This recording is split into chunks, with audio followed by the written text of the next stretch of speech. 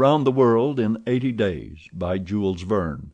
Chapter 7, which once more demonstrates the uselessness of passports as aids to detectives. The detective passed down the quay and rapidly made his way to the consul's office, where he was at once admitted to the presence of that official.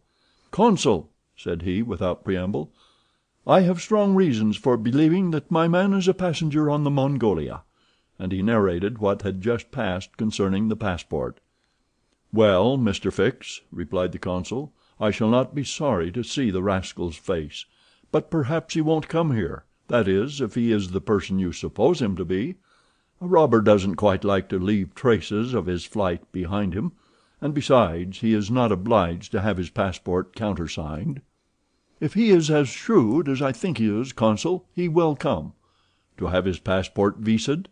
"Yes. Passports are only good for annoying honest folks, and aiding in the flight of rogues.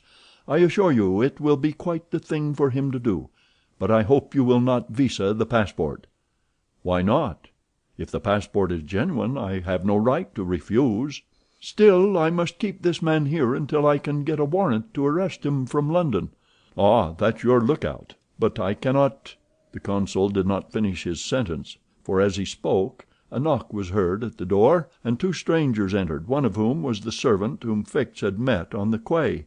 The other, who was his master, held out his passport with the request that the consul would do him the favor to visa it.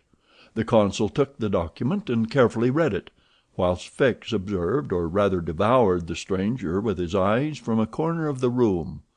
"You are Mr. Phileas Fogg?" said the consul, after reading the passport. "I am." "And this man is your servant?" "He is a Frenchman named Passepartout." "You are from London?" "Yes." "And you are going—" "To Bombay." "Very good, sir. You know that a visa is useless, and that no passport is required?" "I know it, sir," replied Phileas Fogg, "but I wish to prove by your visa that I came by Suez." "Very well, sir." The consul proceeded to sign and date the passport, after which he added his official seal. Mr. Fogg paid the customary fee, coldly bowed, and went out, followed by his servant. "Well?" queried the detective.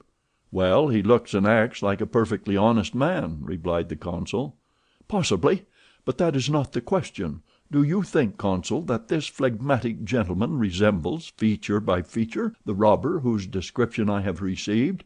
"I concede that; but then, you know, all descriptions—" "I'll make certain of it," interrupted Fix. "The servant seems to me less mysterious than the master. Besides, he's a Frenchman and can't help talking. Excuse me for a little while, consul." Fix started off in search of Passepartout.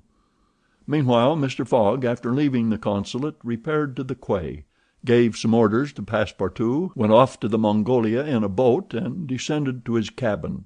He took up his notebook, which contained the following memoranda: Left London Wednesday, October 2nd, at 8:45 p.m.